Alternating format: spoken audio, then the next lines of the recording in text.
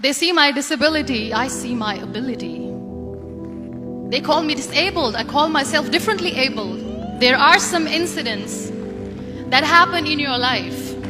Those incidents break you, deform you, but they mold you into the best version of you. And the same thing happened to me. I was 18 years old when I got married. My father wanted me to get married. And all I said was, if that makes you happy, I'll say yes. And of course, it was never a happy marriage. Just about after 2 years of getting married, I met a car accident. Somehow my husband fell asleep and the car fell in the ditch. He managed to jump out, saved himself. I'm happy for him. But I stayed inside the car and I sustained a lot of injuries. The list is a bit long, don't get scared. The wrist was fractured. Shoulder bone and collarbone were fractured.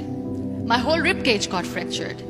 And because of the rib cage injury, lungs and liver were badly injured. I couldn't breathe. I lost urinary bowel control. That's why I have to wear the bag wherever I go. 3 vertebrae of my backbone were completely crushed. And I got paralyzed for the rest of my life. I finally ended up in a hospital where I stayed for 2.5 months. I underwent multiple surgeries. One day, doctor came to me and he said, well, I heard that you wanted to be an artist, but you ended up being a housewife. I have a bad news for you. You won't be able to paint again because your wrist and your arm are so deformed, you won't be able to hold a pen again. Next day, doctor came to me and said, your spine injury is so bad, you won't be able to walk again. Because of your spine injury and the fixation that you have in your back, you won't be able to give birth to a child again. That day, I was devastated. I asked my mother, why me? And that is where I started to question my existence. Why am I even alive? And that is where I realized that the words have the power to heal the soul. My mother said to me, this too shall pass. God has a greater plan for you. I don't know what it is, but He surely has. And in all that distress and grief, somehow or the other, those words were so magical that they kept me going.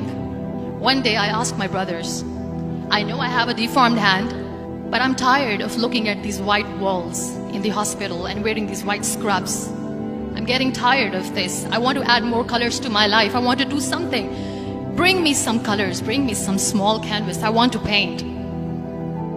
So the very first painting I made was on my deathbed, where I painted for the very first time.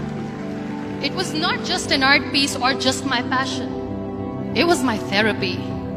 And then I was discharged and I went back home. And I went back home and I realized that I have developed a lot of pressure ulcers on my back and on my hip bone. I was unable to sit. There were a lot of infections in my body, a lot of allergies. So doctors wanted me to lie down on the bed straight for not 6 months, for not 1 year, for 2 years. I was bedridden, confined in that one room, looking outside the window, listening to the birds chirping, and thinking maybe there will be a time when we'll be going out with the family and enjoying the nature. That was the time where I realized how lucky people are. That is the time where I realized that the day I'm going to sit, I'm going to share this pain with everyone to make them realize how blessed they are, and they don't even consider them lucky. That day I decided that I'm going to fight my fears. We all have fears. Fear of unknown, fear of losing people, fear of losing health, money. We want to excel in career, we want to become famous, we want to get money. We are scared all the time. So I wrote down one by one all those fears. And I decided that I'm going to overcome these fears one at a time. You know what was my biggest fear? Divorce. I was trying to cling on to this person who didn't want me anymore, but I said no. I have to make it work.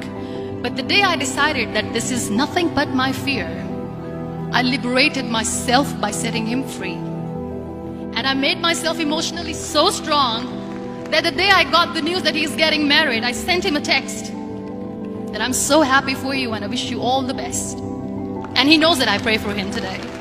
Number 2 was, I won't be able to be a mother again. And that was quite devastating for me. But then I realized there are so many children in the world, all they want is acceptance.